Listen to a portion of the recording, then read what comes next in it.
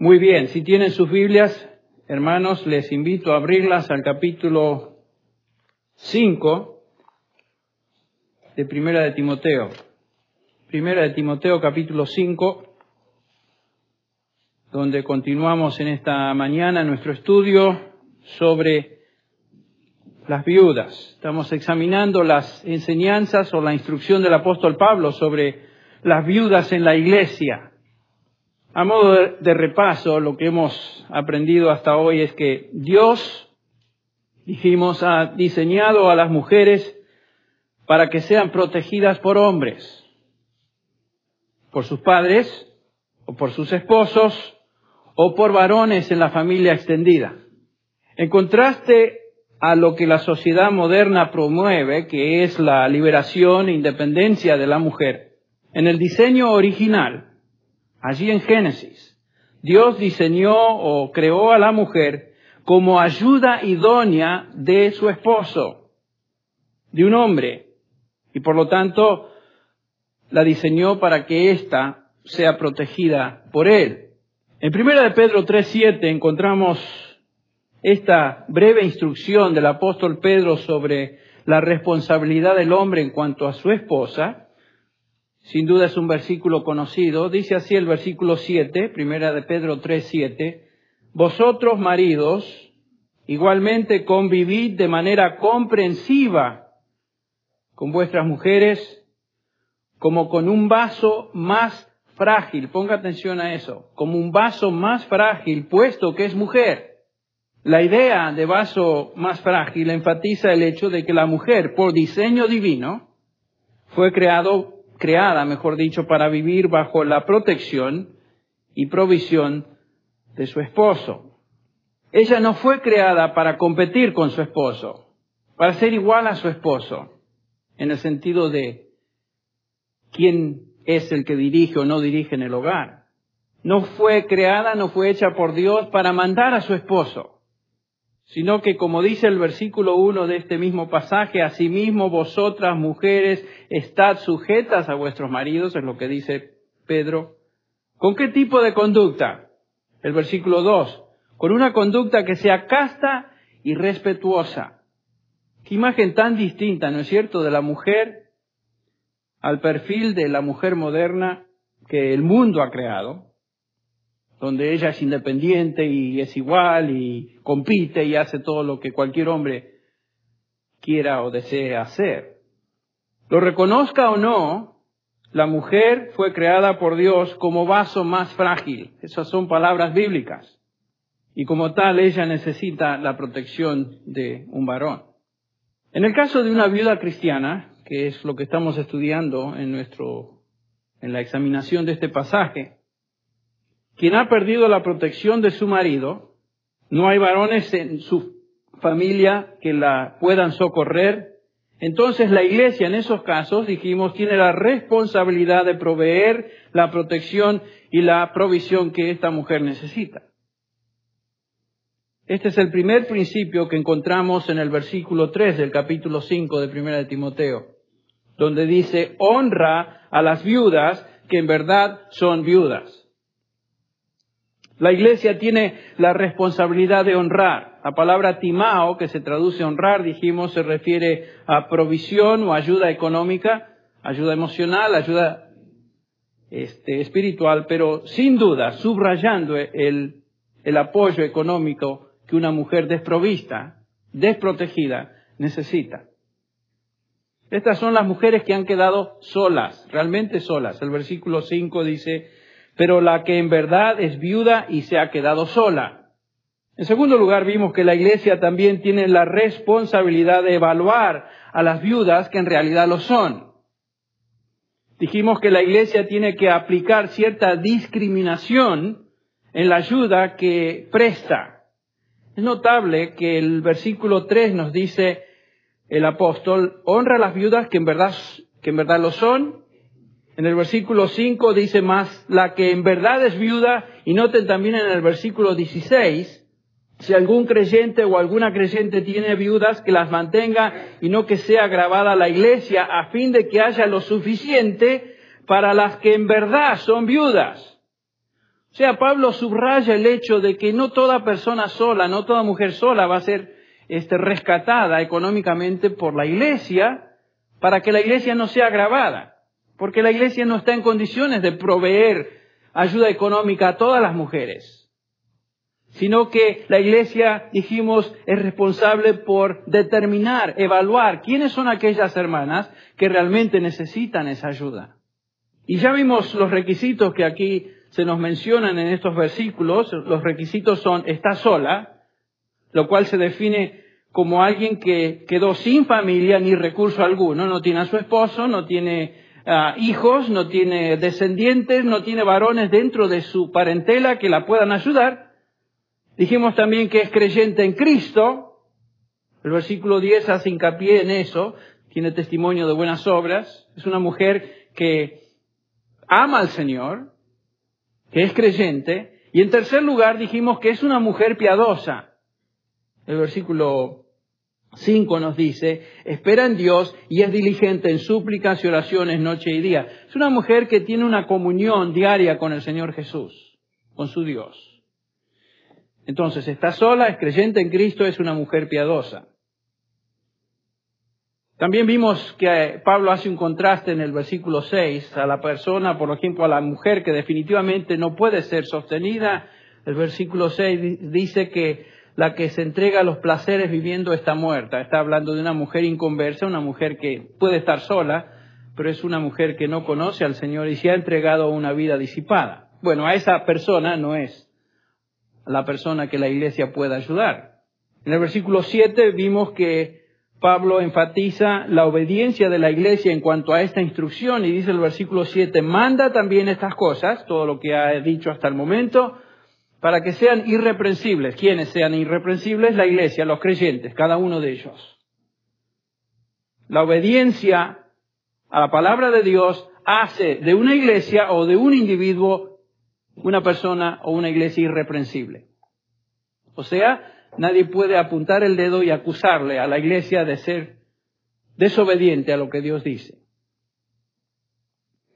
Terminamos la última vez en el versículo 8, donde Pablo repite la instrucción del versículo 4, hablando de la responsabilidad de los varones de una familia de ocuparse de sus viudas. El versículo 4 dice, pero si alguna viuda tiene hijos o nietos, la palabra nietos puede también traducirse como descendientes, que aprendan estos primeros a mostrar piedad. ¿Cómo van a mostrar piedad? Para con su familia, recompensando a sus padres, porque esto es agradable a Dios. El versículo 8 repite lo mismo desde otro ángulo, pero si alguno no provee para los suyos, y especialmente para los de su casa, ha negado la fe y es peor que un incrédulo. Es obvio que el apóstol se está dirigiendo a hombres cristianos o a aquellos que por lo menos profesan serlo. La responsabilidad de todo varón en una familia inmediata o extendida es, si hay necesidad, de sostener, apoyar a las mujeres en su jurisdicción familiar, por así decirlo. Aquellas que están bajo su cobertura o su influencia.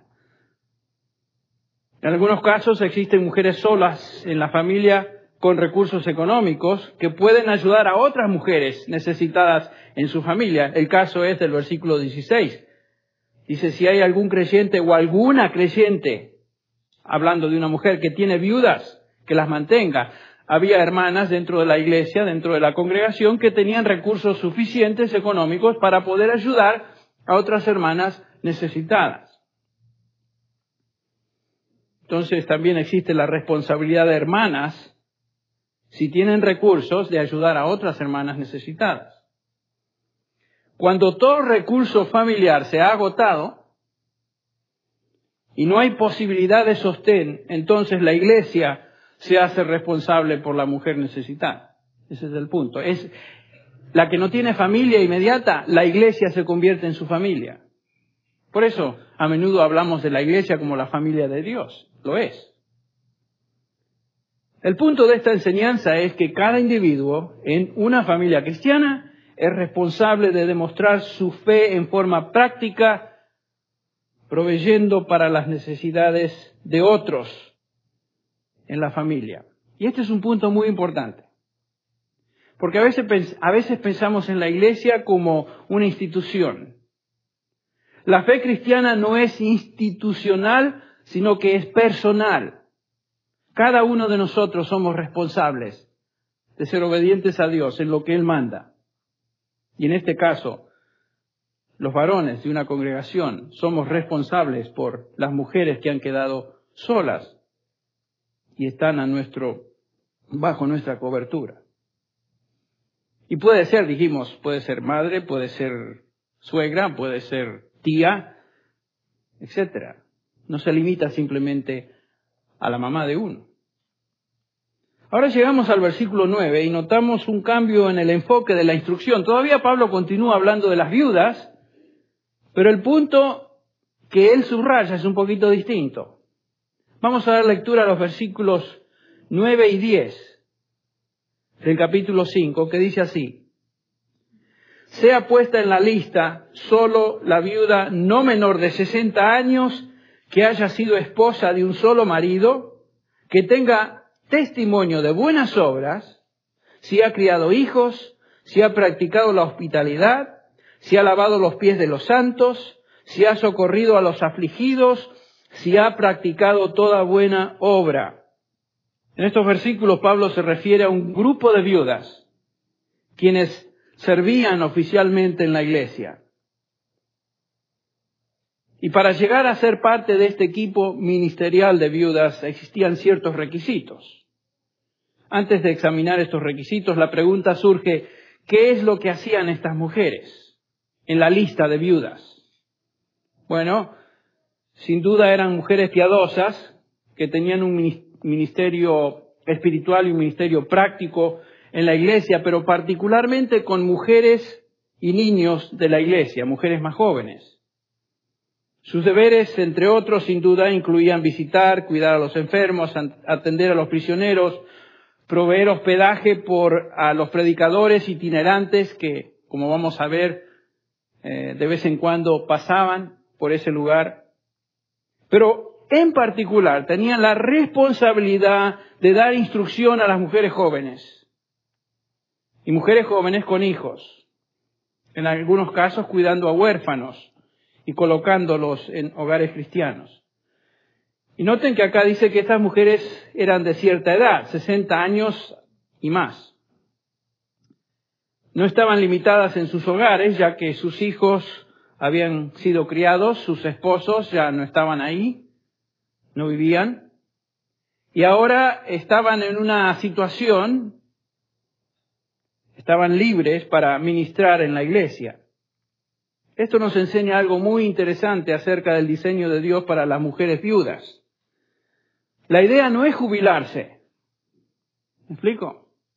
La idea no es retirarse de todo tipo de actividad, sentarse frente a la tele ahí, mirar las novelas, leer revistas, leer el diario, pasear, tomarse la siesta, etc. Bueno, sin duda son actividades que la Biblia no prohíbe, pero la idea no es que una vez que uno ya no tiene responsabilidades en el hogar, se acabó lo que se daba, sino que hay necesidad de ministerio. La mujer, sin limitaciones de sus responsabilidades hogareñas, ahora tiene el tiempo libre para ministrar a las necesidades de otros en la iglesia. Si usted es una hermana mayor y tiene salud y tiene energías, el Señor le puede usar vitalmente en este tipo de ministerio. A veces las hermanas mayores piensan: bueno, hermano, yo ya no puedo hacer nada y todo lo que puedo hacer es orar. Bueno, sí, está bien. Pero hay cosas que una mujer mayor puede hacer, como vamos a ver. Y particularmente un ministerio a las mujeres jóvenes de la iglesia. ¿De qué manera? Bueno, instruyéndoles acerca de la importancia de una vida piadosa. Instruyéndolas no solamente en términos de la Biblia, sino instruyéndolas en aspectos prácticos de lo que es ser mamá, de lo que es ser esposa, de lo que es cuidar un hogar, una familia. Esto entra bajo la rúbrica de lo que el apóstol Pablo enseña a Tito. Ustedes recuerdan en el capítulo 2 de Tito, donde dice Pablo a Tito, en el versículo 3, asimismo las ancianas, o sea, este tipo de mujer, 60 años para arriba, Las ancianas deben ser reverentes en su conducta, no calumniadoras, ni esclavas de mucho vino, que enseñen lo bueno, ahí comienza, que enseñen lo bueno, que enseñen a las jóvenes a que amen a sus maridos, a que amen a sus hijos, ¿ven? El versículo 5, a ser prudentes, puras, hacendosas en el hogar, amables, sujetas a sus maridos, para que la palabra de Dios no sea blasfemada. Este es el ministerio particular de una viuda mayor para con mujeres más jóvenes dentro de la congregación. Entonces, a la luz de este gran y vital ministerio, las viudas mayores debían poseer cualidades muy particulares.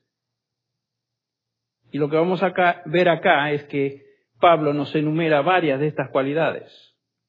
En primer lugar, el primer requisito que aquí se nos menciona es que tenían que ser mayores de 60 años. Bueno, algunos han tratado de unir este grupo de viudas en la lista con las viudas de las cuales ya enseñó el apóstol en los versículos 3 al 8. Y aquellos que identifican a ambos grupos como si fueran uno, dicen que las únicas viudas que realmente pueden recibir ayuda económica son las viudas mayores de 60 años. Bueno, como ya vimos, esos no son los requisitos para ayudar a alguien. Los requisitos son viudas solas, ¿recuerdan? Viudas sin familia ni recursos que tengan su disponibilidad, que sean cristianas y que vivan una vida piadosa. Esas son las mujeres dignas de ayuda. El requisito de edad mínima no se aplica si va a recibir ayuda o no. El requisito de edad solo se aplica a este grupo de hermanas que sirven en un ministerio oficial de la iglesia. La iglesia tiene la responsabilidad de ayudar a cualquier mujer sola, como ya vimos, no importa su edad, si califica dentro de los criterios que ya hemos mencionado. Ahora, ¿por qué será que el apóstol usa esta edad, 60 años, como edad mínima? ¿Cuál es este requisito y por qué es importante para que esta mujer pueda servir en este grupo oficial de viudas? Bueno, yo creo que el apóstol utiliza la edad de los 60 años simplemente como un punto de referencia. Esta era una edad generalmente reconocida en la época en la que el apóstol escribe y anteriormente, como la época, o como la edad, mejor dicho, que servía como un escalón en el proceso de madurez. Era un peldaño y pasaba de una etapa a otra etapa. Las personas se creía que a la edad de 60 años podían desempeñar o tomar ciertas responsabilidades dentro de la sociedad un poquito distintas a lo que antes hacían. Por ejemplo, durante la época de Platón, en Grecia, la gente creía que era la edad en que un hombre o una mujer podía dedicarse al sacerdocio. Bueno, no sé si Pablo tenía eso en mente, creo que no. Pero lo que estoy diciendo es que había esa edad de 60 años como una edad clave. En el Oriente y en esta parte del mundo donde Pablo escribe, existía la creencia general que a los 60 años una persona se podía retirar de las actividades normales de la vida y si lo deseaba, podía dedicarse ahora a la contemplación filosófica. Tampoco creo que es lo que Pablo tiene en mente, pero es interesante que a los 60 años la gente pensaba que podía dedicarse a ese tipo de actividad. Así que, hermanos, si ustedes tienen esa edad, pueden dedicarse a eso si así lo desean. También se reconocía, y tal vez este es lo más importante, lo más clave, es que una mujer a los 60 años ya no era alguien que se dejaría llevar por las pasiones de la carne, ni estaba buscando satisfacer apetitos de tipo físico, sexual. ¿Y por qué digo esto? Bueno, fíjense que Pablo prohíbe que una mujer joven sea puesta en esta lista y da las razones. El versículo 11, por ejemplo, pero a las viudas jóvenes no admitas en esta lista oficial de servidoras. ¿Por qué? Porque cuando impulsadas por sus deseos se rebelan contra Cristo, quieren casarse. No está mal querer casarse. Por supuesto que una mujer joven se va a querer casar. Lo que pasa es que algunas hermanas jóvenes querían formar parte de esta lista de ministerio y hacían como un voto de dedicación, de compromiso, pero ¿qué pasa? Venía un joven por ahí a los pocos años y ya se les olvidaba el compromiso. Y bueno, sí, pero prefiero este otro rumbo. Por eso Pablo dice en el versículo 14, y este es un mandamiento: quiero pues que las viudas jóvenes, ¿qué hagan? Se casen, se casen. Ese es un mandamiento. Críen hijos, gobiernen su casa y que no den al adversario ninguna ocasión de maledicencia. Ese es el punto. Las viudas jóvenes tenían que casarse. Entonces Pablo creo que establece esta edad de 60 años como una persona, una mujer que ya es madura, estable, no buscaría casarse de nuevo, no andaba en busca de novios, ¿no es cierto? Ni tendría la tentación de abandonar ese compromiso que ella había hecho de dedicarse a servir en la iglesia. Pablo menciona un segundo requisito. El primero es 60 años. El segundo requisito se encuentra en el versículo 9 y dice también que haya sido esposa de un solo marido. Es el segundo requisito. Esta es la misma construcción. Noten que ya discutimos en el capítulo 3 cuando hablamos de los ancianos y los diáconos. ¿Se acuerdan que tanto ancianos como diáconos tenían que ser maridos de una sola mujer? Bueno, acá es esposa de un solo marido, pero la construcción es la misma. Así como vimos en el caso de un anciano, el énfasis no es el haber estado casado o casada en este contexto una vez con un solo hombre, sino en el haber sido fiel y totalmente dedicada a ese marido mientras él vivía. Ese es el punto. Porque como ya vimos, algunas viudas más jóvenes tenían que casarse de nuevo. Y esa viuda más joven que se casa de nuevo llega a los 60 años y enviudece otra vez, puede formar parte de la lista ahora. ¿Ven? Entonces Pablo no está diciendo que esta mujer debe haber sido casada una sola vez con un solo hombre, sino que ha sido fiel a ese hombre mientras estaba casada. En 1 Corintios 7:39 Pablo escribe lo siguiente: la mujer está ligada a su marido mientras que viva. Pero si el marido muere, está en libertad de casarse con quien desee, solo en el Señor. Ahí está. Entonces las viudas podían casarse de nuevo, tenían que casarse de nuevo según el mandato que vimos en el versículo 14. Entonces, a la luz de estas exhortaciones a viudas, podemos concluir que el apóstol no está diciendo que solo una viuda que se había casado una vez y tenido un solo marido puede servir en el grupo oficial de ministerio. El haber sido esposa de un solo marido tiene que ver con una actitud de fidelidad, devoción a un hombre durante su etapa de matrimonio.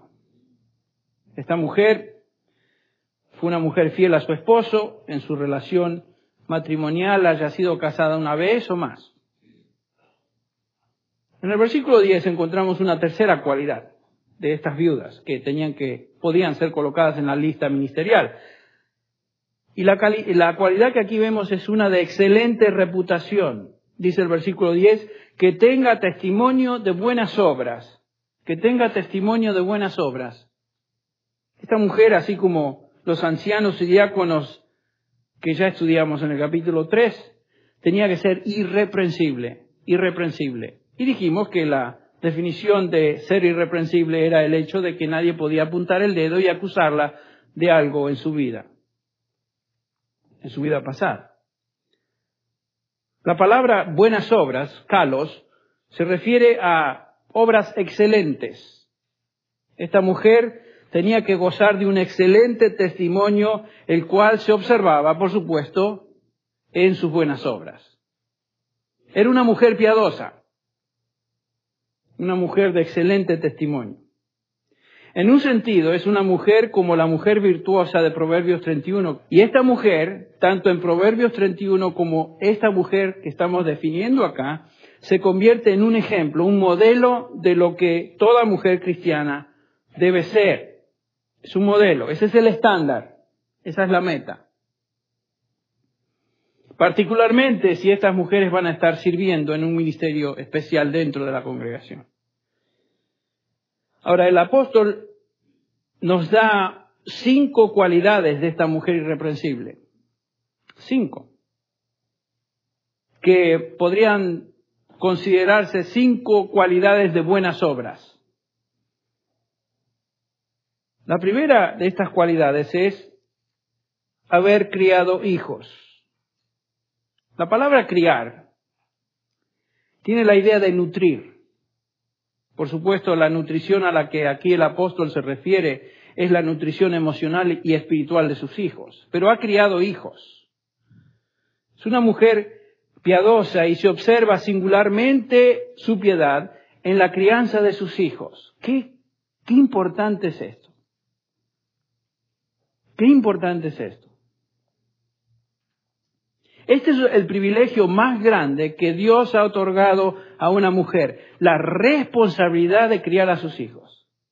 Lo más grande. Ahora, no quiero que me malentiendan.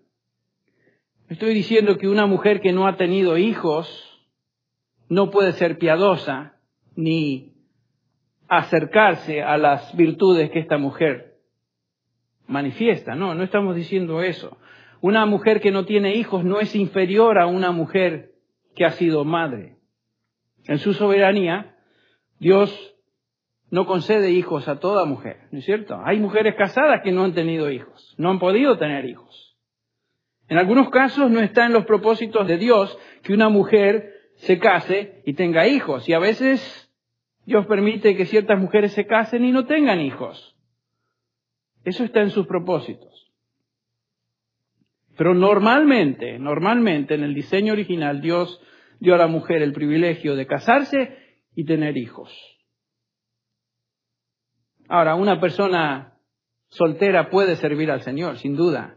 Y ustedes recuerdan, por ejemplo, en 1 de Corintios capítulo 7, que el apóstol exalta a los solteros. Uno de ellos era el mismo. ¿Y quién va a cuestionar el hecho de que Pablo era un siervo por excelencia?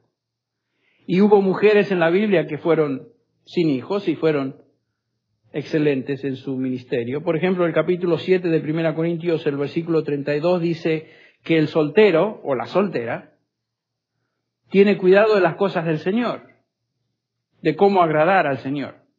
Y en muchos casos, o en algunos casos, el Señor llama a ciertas personas a ser célibes, a ser solas y a servirle a Él dentro de ese lugar que las coloca en su soberanía, solas, solteras. Lo que Pablo está enfatizando en esta virtud de criar hijos es que una mujer que ha criado hijos está en condiciones de ministrar a jóvenes con hijos. ¿Ven? Este requisito es básico porque el ministerio de las viudas incorporaba lo que leímos ya en Tito 2, que enseñen a las jóvenes a que amen a sus maridos y que amen a sus hijos. Entonces es un requisito básico. Si vas a enseñar a mujeres jóvenes acerca de cómo criar hijos, un requisito básico es haber tenido tus hijos y haberlos criado en el temor del Señor, por supuesto. Entonces, ese es el primer requisito. Pero hay un segundo requisito. Noten lo que dice el versículo 10 también. Ser hospitalaria. Ese es el requisito. Si ha mostrado hospitalidad a extraños, así como los ancianos del capítulo 3. El versículo 2, esta mujer tiene que caracterizarse por una actitud y práctica de hospedar a extraños.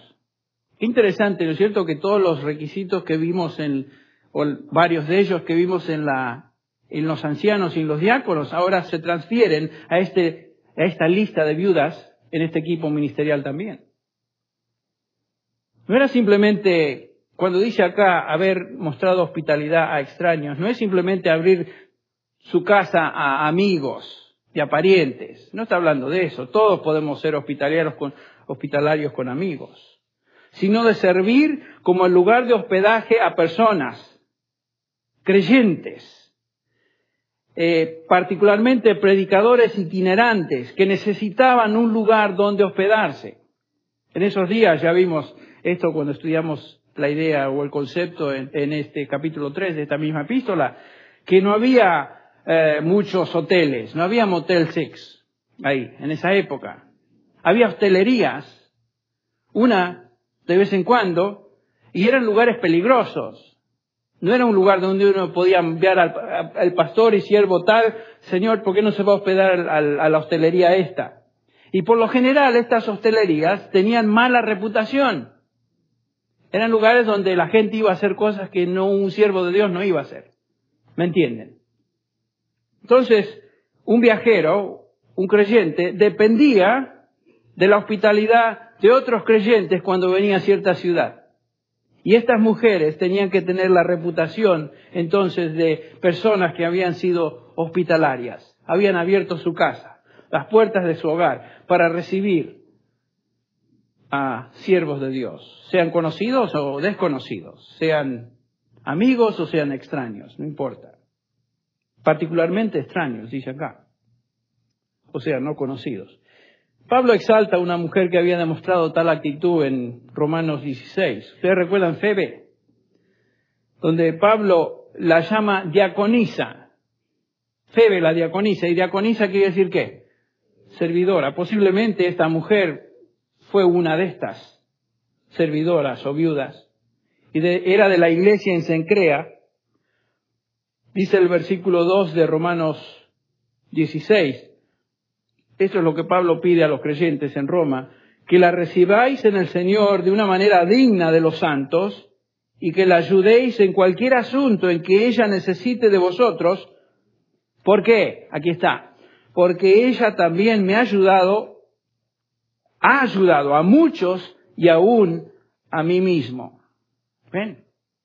Es obvio que esta mujer, Febe, por amor de Cristo, había abierto su hogar muchas veces para proveer hospitalidad a siervos de Dios, inclusive al apóstol Pablo. Y Pablo dice, recíbanla, por favor. La hospitalidad es una práctica en el Nuevo Testamento muy, muy importante. Es una práctica cristiana. Es una característica cristiana el ser hospedador. Algunos de ustedes a menudo han abierto las puertas de sus hogares para recibir a siervos del Señor. Particularmente durante la semana esta que cada año celebramos de conferencias de pastores, muchos de ustedes han abierto sus hogares y han recibido a estos siervos del Señor. Bueno, esa es una cualidad cristiana y les animo a continuar cultivando eso. En marzo les voy a hablar más de esto. En tercer lugar, una viuda que servía en la iglesia tenía que caracterizarse por haber lavado los pies de los santos. Fíjense, haber lavado los pies de los santos. Bueno, esa no es una práctica que hoy tenemos. Pero ¿qué quiso decir Pablo con eso de lavar los pies? ¿A qué se refiere? Ya dijimos en otras ocasiones que esta era una tarea que se reservaba para un siervo, para un esclavo en la casa. Era realmente una tarea de esclavos.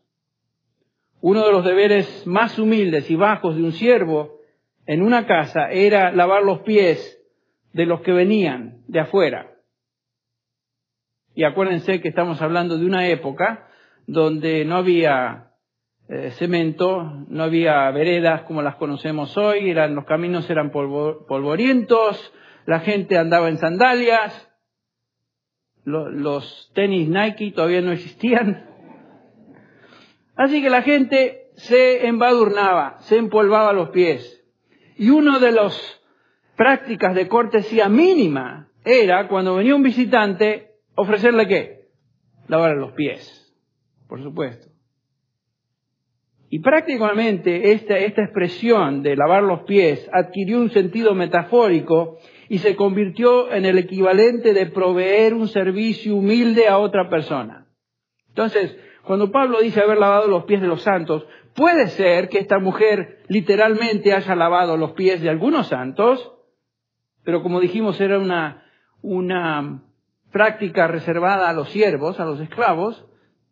Puede que lo haya hecho, pero se refería en particular a una actitud de servicio humilde a los santos. ¿Quiénes son los santos? Los creyentes.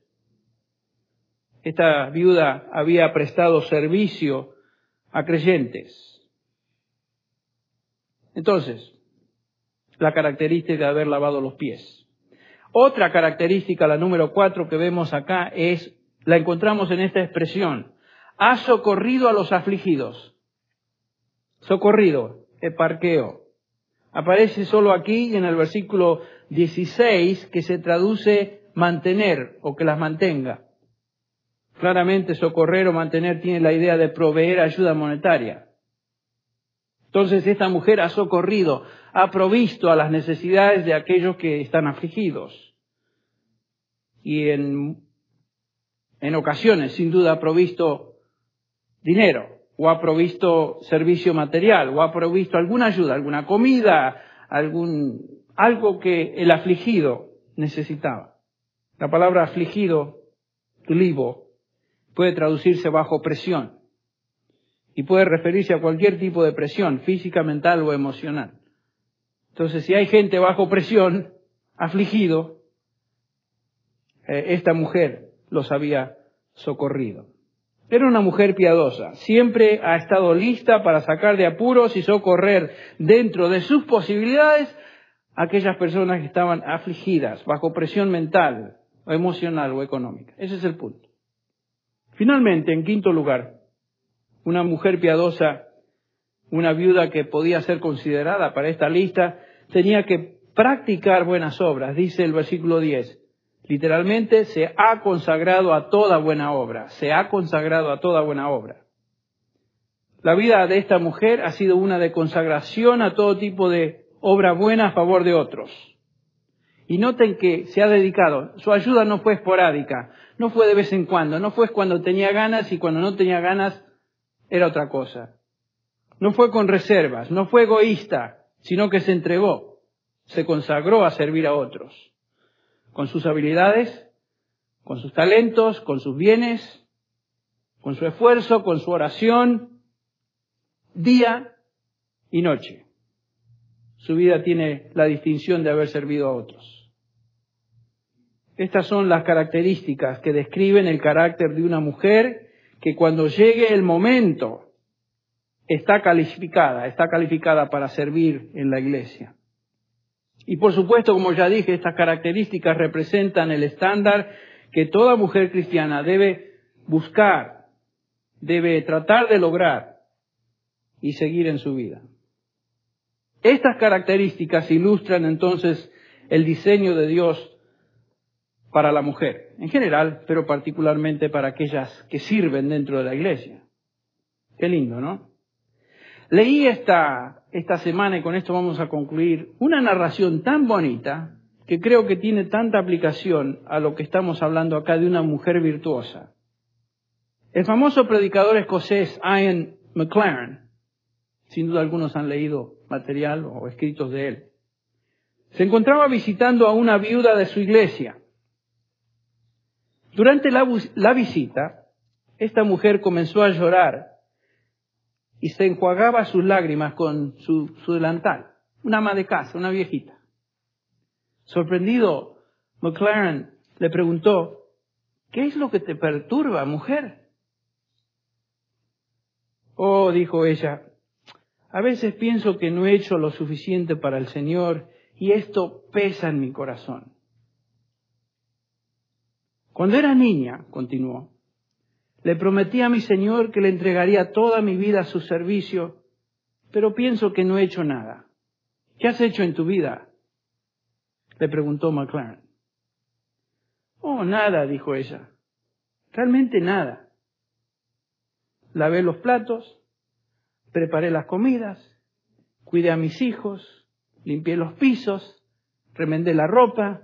Usted sabe, todo lo que una madre hace y eso es lo que hice. McLaren se reclinó en su silla y le preguntó, ¿dónde están tus muchachos hoy? Oh, ella comenzó a explicar, usted sabe, yo di a cada uno de mis hijos los nombres de los 4 evangelios. Mateo, Marcos, Lucas y Juan. Había tenido 4 hijos y los mencionó en honor a los evangelistas. Usted los conoce, dijo, a los 4. ¿Y sabe dónde está Marcos y dónde se encuentra hoy? Usted lo ordenó al evangelio. Él está en China. Ya aprendió la lengua de la gente ahí y está ministrando a ellos en el nombre del Señor. Una semblante alegre. ¿Dónde está Lucas?, preguntó McLaren. Oh, usted sabe dónde él está. Usted mismo lo envió. Recibí una carta de él esta semana. Él está en África. Y me cuenta que hay un reavivamiento espiritual entre la gente donde él sirve. ¿Y Mateo?, inquirió McLaren. Él está con su hermano en China. Y están ministrando juntos. Y Juan, dice la mamá, o la viejita, quien solo tiene, o la mujer anciana, quien solo tiene 19 años, vino a mí anoche y me dijo que Dios ha puesto en su corazón el deseo de servirle en África. Él me dijo, madre, voy a ir a África, pero no te preocupes o llores por esto, porque el Señor me ha enseñado que debo permanecer contigo hasta que tú vayas a la gloria con Él. Y luego iré. Entre tanto, yo te cuidaré a ti. Ian McLaren miró a esta anciana y dijo, ¿y tú dices que no hiciste nada por el Señor? ¿Tú has estado cosiendo, limpiando, lavando? Yo quisiera ver el premio que recibirás del Señor cuando Él te llame a su hogar. Qué linda narración. Esta es una hermana virtuosa, una mujer virtuosa, que se había dedicado al ministerio que el Señor le había dado. Sus hijos. Había sido una servidora toda su vida. Esta es la mujer virtuosa.